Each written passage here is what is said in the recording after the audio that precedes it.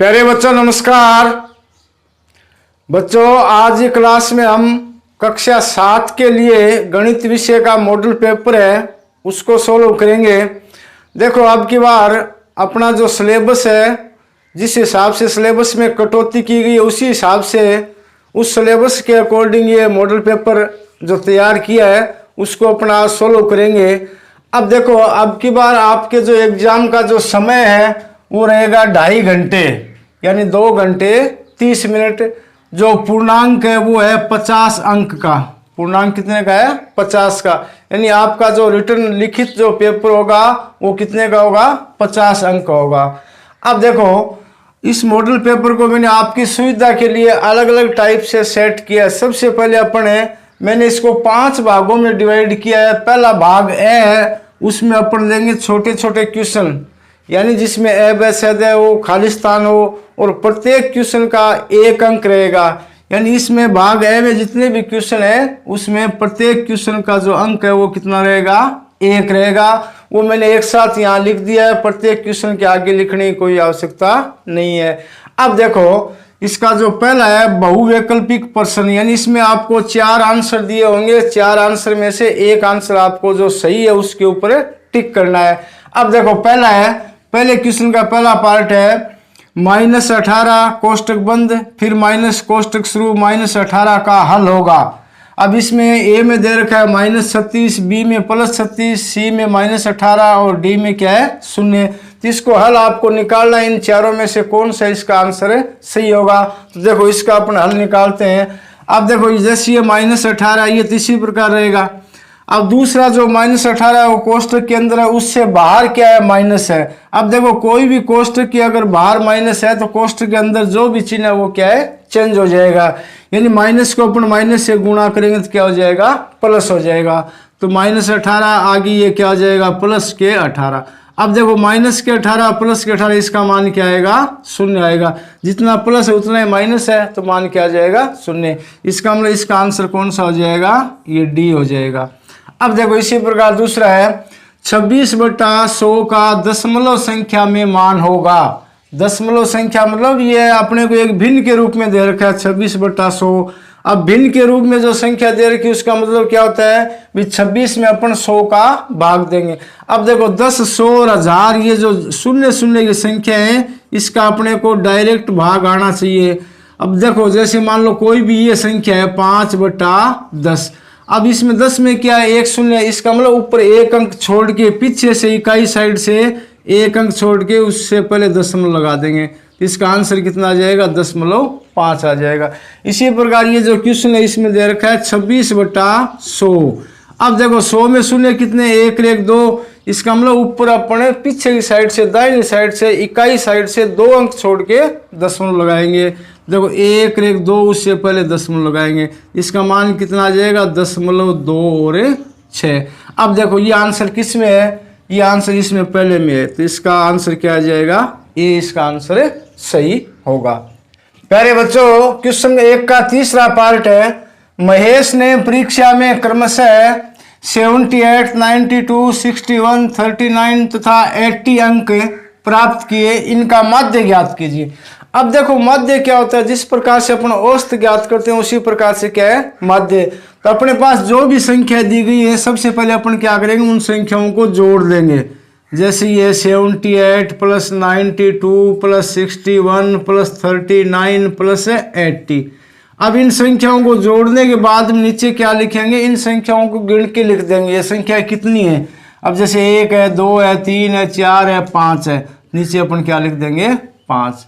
यानी जो माध्य का सूत्र होता है वो किस प्रकार? जिस प्रकार से औसत का सूत्र होता है राशियों का योग बटा राशियों की संख्या, तो उसी प्रकार ये अपन ने वही सूत्र अपने यहाँ यूज करेंगे। या इसको अपन इस प्रकार से लिख सकते हैं भी सभी प्रेक्षणों का योग बटा प्रेक्षणों की संख्या, बात एक ही है। अब अपन क्या करेंगे? सबसे पहले इनको जोड़ लेंगे। देखो 8 और 2 10, 10 रे 11, 11 9 20, 20 की 0 असल कितनी लगी? 2, 7 2 9, 9 9 18, 18 6 कितने हो गए? 24, 24 और 3 27, 27 और 8 है 35। नीचे बटा में कितना है? 5। यानी 350/5। अब 350 में अपन 5 का भाग देंगे, देखो कट रहा है पूरा पूरा 7 बार और ये शून्य, यानी मान कितना आ गया 70। कहने मतलब ये जो संख्या दे रखी इन संख्याओं का मध्य कितना आ गया, या आप औसत बोलो तो वो कितना आ गया 70 आ गया। तो इसका मतलब आंसर कौन सा सही होगा, 4 नंबर डी। अब देखो इसका चौथा पार्ट है, दो संपूरक कोणों का योग होता है।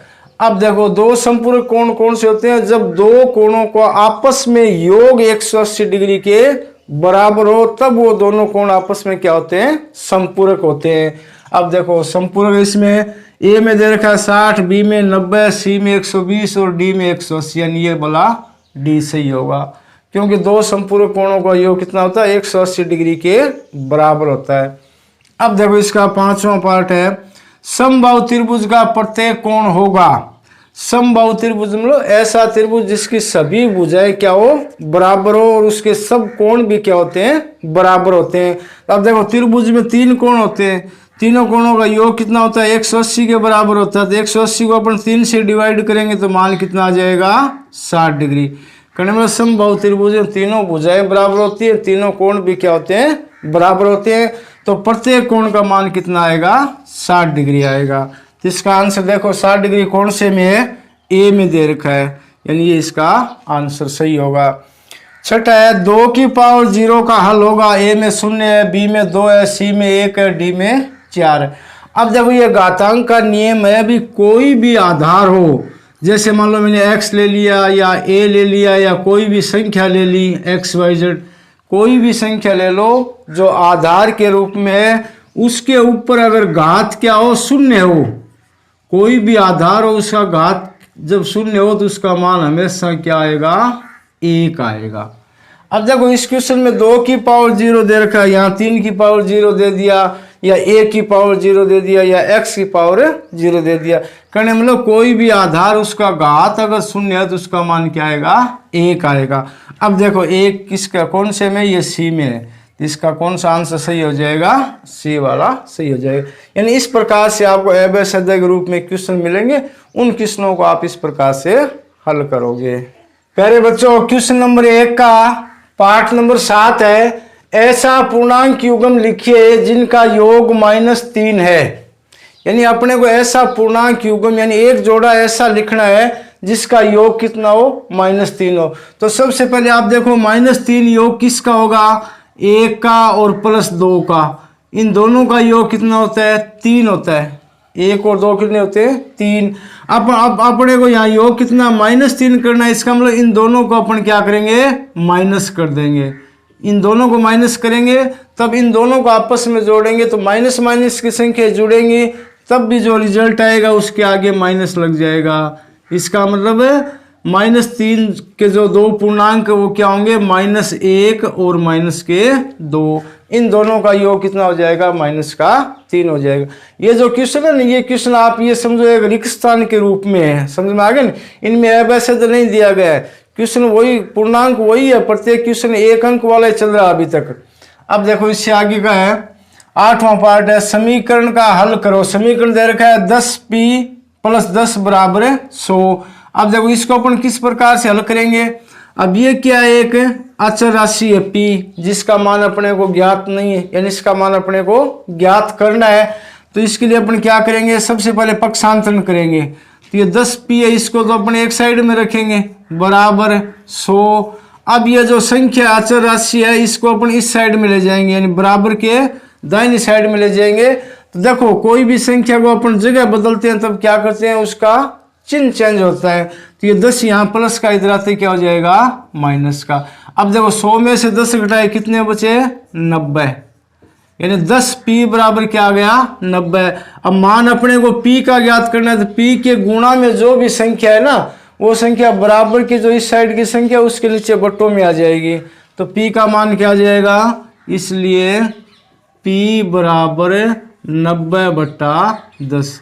अब देखो 90 में अपन 10 का भाग देंगे, डायरेक्ट कर देंगे, 1 शून्य से 1 शून्य कट गया, p का मान कितना आ गया, 9 आ गया। अब देखो इसी प्रकार तीसरा है, आगे वाला है, a का मान ज्ञात कीजिए।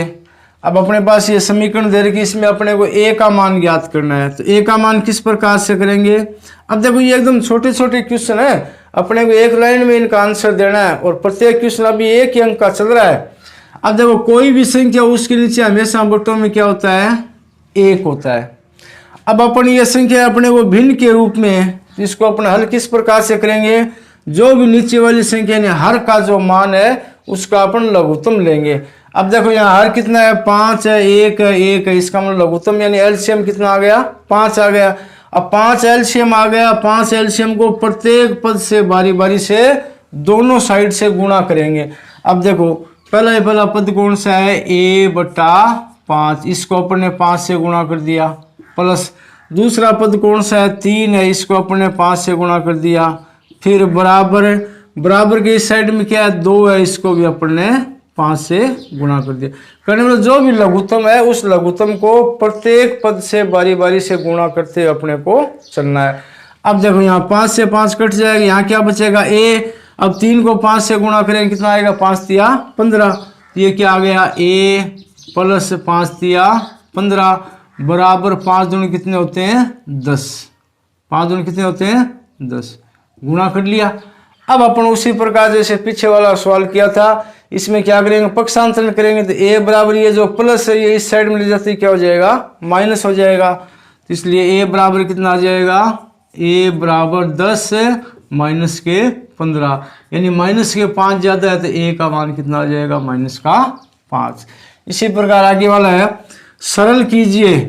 अब देखो इसमें घात के रूप में एक क्वेश्चन दे रखा है। अब पहला है 5 की पावर 6 गुणा माइनस 2 की पावर 6। अब देखो इन दोनों में घात क्या समान है, यानी एक जैसे हैं, जिसको अपन एक साथ लिख लेंगे। जो भी आधार दिया होगा ना उस आधार को अपन इस प्रकार से एक साथ रख लेंगे और ऊपर इसके क्या लगा देंगे? पावर लगा देंगे। इसका मतलब ये जो पावर 6, इसका मतलब ये है कि ये 5 के ऊपर भी पावर 6 माइनस 2 के ऊपर भी पावर 6 करने मतलब ये दोनों संख्याओं के ऊपर पावर 6 है, तो इसको अपन एक साथ यहाँ लिख देंगे। अब देखो इससे आगे वाला है, 90 डिग्री कोण का पूरक कोण होगा। पूरक कोण क्या होता है? जब दो कोणों का योग यानी a प्लस बी बराबर 90 डिग्री। कहने मतलब जब दो कोणों का योग 90 डिग्री हो या 90 डिग्री या बराबर हो तो वे दोनों कोण आपस में क्या होते हैं? पूरक कोण होते हैं। तो अब देखो 90 डिग्री कोण का पूरक कोण क्या होगा? शून्य होगा। क्या आ जाएगा? 0 डिग्री, क्योंकि 0 और प्लस 90 डिग्री जोड़ेंगे तब भी तो क्या आएगा? मान 90 डिग्री आएगा। इसका मतलब 90 डिग्री का पूरक कोण क्या हो जाएगा? 0 डिग्री हो जाएगा। इससे आगे वाला है, पहले का 12वां पार्ट है, 4 प्लस 7/8 बराबर 4 गुणा आगे खाली जगह है प्लस 7 गुणा 1/8 बराबर 32 प्लस आगे खाली जगह बट्टों में 8। यानी जो अपने डॉट डॉट खाली जगह दे रखी इसमें अपने को क्या मान आएगा, यानी कौन सी संख्या आएगी वो भरनी है। अब देखो इसके नीचे अपन बट्टों में 1 रखते हैं, यानी 4/1 प्लस 7/8। अपना क्वेश्चन तो यही है। अब इसमें एलसीएम या लघुत्तम कितना आया? 8। वो 8 यहाँ रख लिया, कोई दिक्कत नहीं है। अब देखो 1 को अपना 8 में भाग दें, कितनी बार जाएगा? 8 बार जाएगा। अब 4 को अपना 8 से गुणा ही तो करेंगे तो यहाँ मान कितना आ जाएगा? 8। अब देखो इसके बाद दूसरा है 7/8, तो एलसीएम कितना आया? 8 आया। 8 का 8 में भाग दिया, एक बार गया, 1 को 7 से गुणा कर दिया, यानी बिल्कुल सही है। अब उसके बाद में बराबर फिर 32। अब देखो 8 को 4 से गुणा किया, कितने? 8 चौक 32। इसी प्रकार 7 को 1 से गुणा किया, कितने आएंगे? 7। यानी पहले जो खाली जगह उसमें आएगा 8, दूसरे में क्या आएगा? 7। अब इससे आगे वाला है 3 की पावर 2 गुणा 3 की पावर 4 गुणा 3 की पावर 8। अब देखो इस तीनों में क्या है? आधार एक जैसा है, यानी आधार समान है। तो ये जो घातांक नियम है वो क्या कहता है कि जब आधार समान हो तो घात आपस में जुड़ जाएंगे। अब देखो इन तीनों की जो घात है उनको अपन जोड़ के एक साथ रख देंगे। 2 और 4, 4 2 कितने हो गए? 6। 6 और 8 कितने हो गए? 14, यानी 3 की पावर 14। कहने मतलब जो आधार है उस आधार को अपन एक ही बार लिखेंगे और जो भी ऊपर घात दे रखी है उस घात को अपन एक साथ जोड़ कर रख देंगे। तो इस प्रकार से ये आपके 1 नंबर वाले जो क्वेश्चन है वो कितने क्वेश्चन हो गए? 13 क्वेश्चन हो गए। इसमें ये क्या है? खाली जगह भी भरनी है और जो ऑप्शन दिए गए आपको A B C D उनमें से जो सही है वो भी करना है। तो ये आपका क्वेश्चन नंबर 1 हो गया, यानी छोटे छोटे क्वेश्चन हो गए जिनका आंसर अपने को एक लाइन में देना है। तो यानी ये जो 13 क्वेश्चन थे ये टोटल कितने आगे हुए, 13 अंक के हो गए, क्योंकि प्रत्येक क्वेश्चन है वो 1 अंक का था। अब अपन क्या करेंगे, भाग 2 करेंगे इससे आगे वाला। तो भाग ब में आपके सामने जो भी क्वेश्चन है उसका प्रत्येक 2 अंक का क्वेश्चन है, समझ में आ गया ना।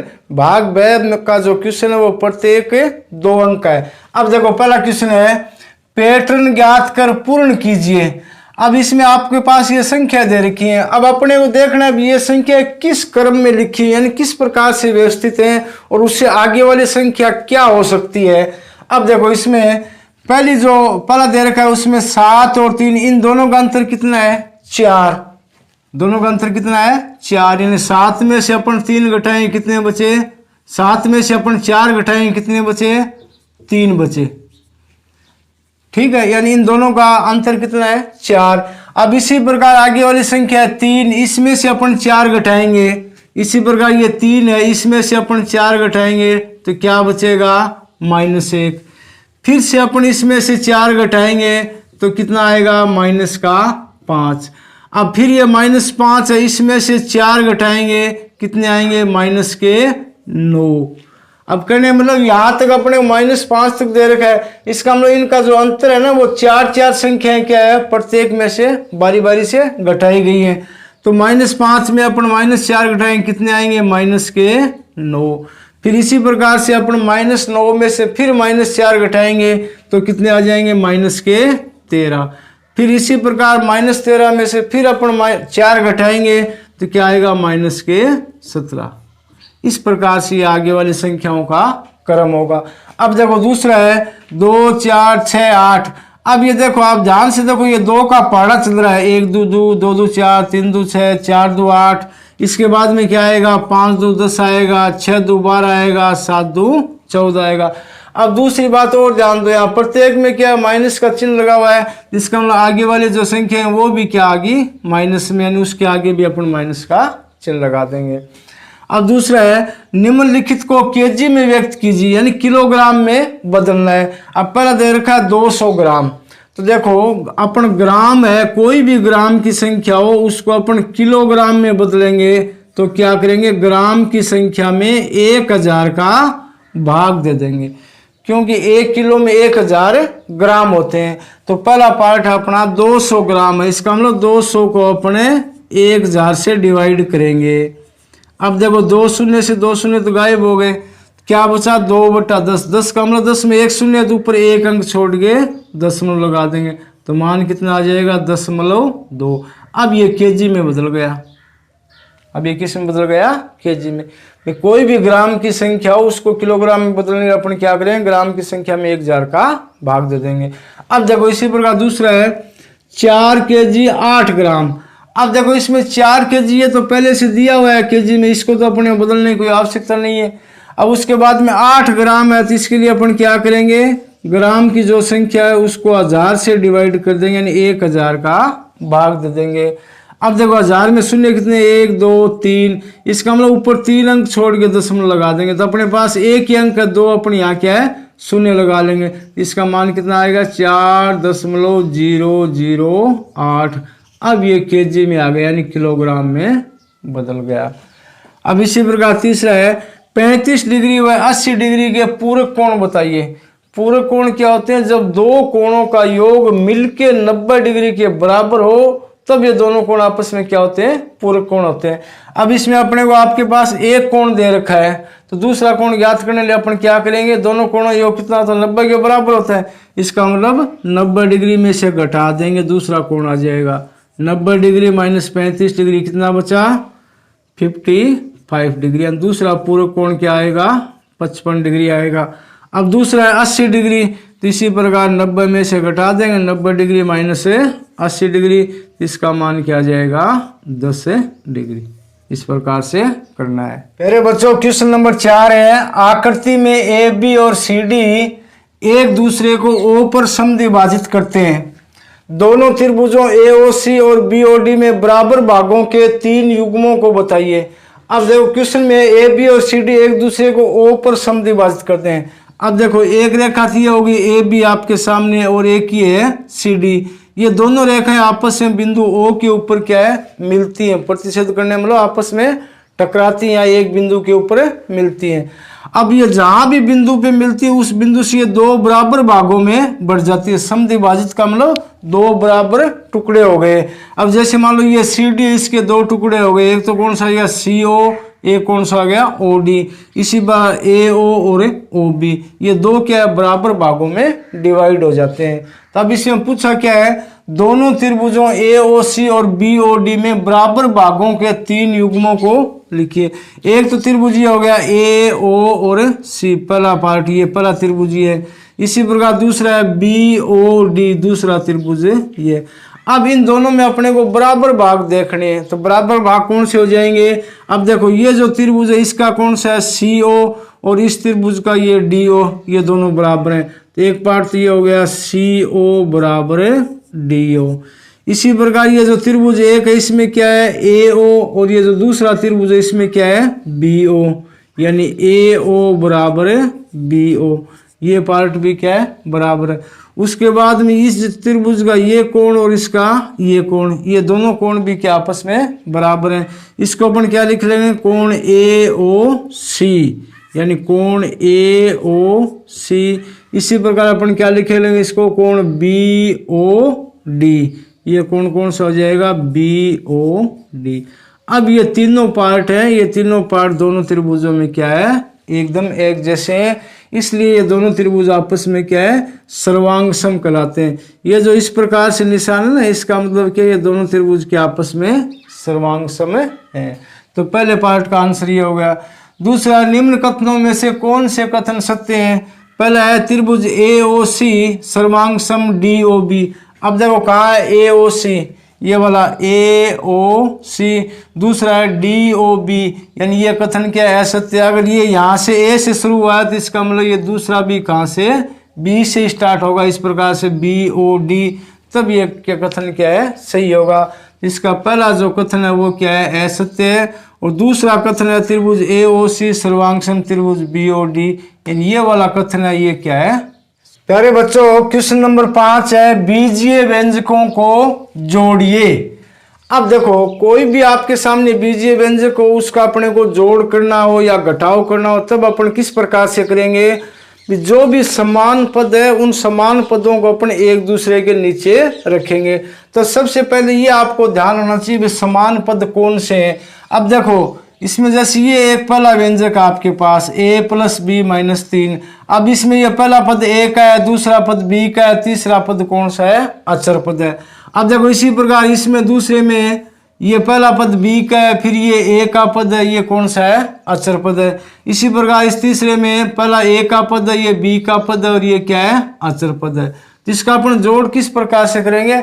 सबसे पहले जो पहला आपको व्यंजक दे रखा है उसको अपन ऊपर ही ऊपर लिख लेंगे a प्लस बी माइनस का 3। अब आगे वाले जो व्यंजक 1 या 2 या 3 दे रखे हैं उसको अपन इसी के नीचे रखेंगे, समान पदों को एक दूसरे के नीचे रखते हुए चलेंगे। अब जैसे ये b का पद है तो यहाँ ये b का पद है तो इसको इस b के नीचे चिन्ह समेत रखना है, ये ध्यान रखना। अब ये b प्लस का है तो b के नीचे b रख दिया। उसके बाद में ये a का पद है, अब a का पद के साथ चिन्ह किसका है माइनस का है तो a के नीचे a वाला पद लिख देंगे, चिन्ह समेत लिखेंगे। उसके बाद में ये अचर पद है तो अचर पद के नीचे अचर पद रख दिया। अब इसी प्रकार तीसरा व्यंजक देखो इसमें क्या है ये a का पद है तो a वाला पद है वो a के नीचे रखेंगे। अब इसमें चिन्ह प्लस का है कोई दिक्कत नहीं है। उसके बाद में ये b का पद है तो b के नीचे b का पद रखेंगे, चिन्ह को साथ में रखेंगे माइनस का b है। फिर ये अचर पद है इसको अचर पद के नीचे रखेंगे। इस प्रकार से एक दूसरे के नीचे रखे अपने को क्या करना है जोड़ करना है। अब देखो ये a माइनस का ये a प्लस का ये आपस में कट जाएगा, सिर्फ a बचेगा। इसी प्रकार ये b प्लस का ये b माइनस का ये आपस में कट गया, क्या बचा b बचा। अब देखो इसी प्रकार इसमें भी माइनस का 3 प्लस का 3 आपस में कट गया, क्या बचा प्लस का 3। ये इसका आंसर आ गया। यानी इस प्रकार से बीजीय व्यंजकों का जोड़ या घटाव करो तो एक बात ध्यान रखो जो समान पद है उसको एक दूसरे के नीचे आप रख लो, आपका जोड़ या घटाओ गलत नहीं होगा। अब देखो इसमें ये जो पहला बीजीय व्यंजक है इसको अपन सबसे पहले यहाँ ऊपर लिख देते हैं। जैसे ये -7mn+5। अब दूसरा बीजीय व्यंजक देखो ये वाला है, इसमें ये mn का पद है तो mn के पद के नीचे रखेंगे, तो ये इसके नीचे रख दिया 12mn प्लस अचर पद के नीचे अचर पद। अब इसी प्रकार तीसरा ये बीजीय व्यंजक mn का पद ये है तो mn के नीचे रखेंगे 9 है तो 9mn। आगे अचर पद के नीचे अचर पद। चिन्ह को साथ में रखना है, माइनस चिन्ह है तो माइनस लगेगा, उसको उसमें गलती मत कर देना आप। पर आगे वाला इसमें देखो mn का पद है तो इसे -2 दे रखा है गुणांक, तो -2mn रख दिया। फिर अचर पद क्या है -3, तो अचर पद के नीचे रख दिया। अब इनको एक साथ अपने जोड़ देंगे। अब देखो -2 और -7 कितने होते हैं, -9 और ये +9, यानी ये तीनों आपस में कट गए। क्या बचा 12, तो 12 और ये जो पद का नाम है ना ये साथ में लिखना है, ये mn पद का नाम है यानी 12mn।